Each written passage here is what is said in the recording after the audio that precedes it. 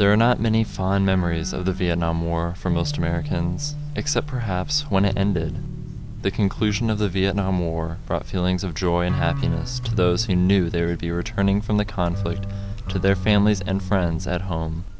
These feelings were likely especially strong in those who thought they might never go home at all.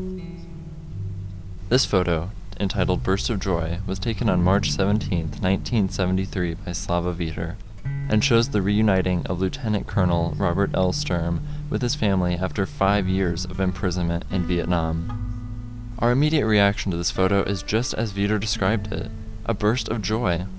Here's a soldier returning to his country, a father returning to his children, and a husband returning to his loving wife.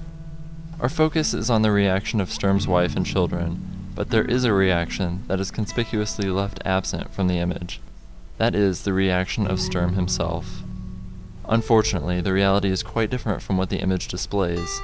A few days before this meeting, Sturm received a Dear John letter from his wife, informing him that she had found someone else and wanted a divorce.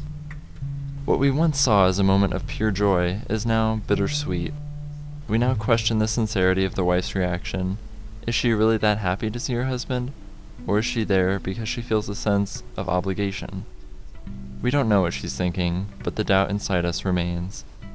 This photo served as the definitive image of a soldier's ideal homecoming, something many who returned from Vietnam did not receive.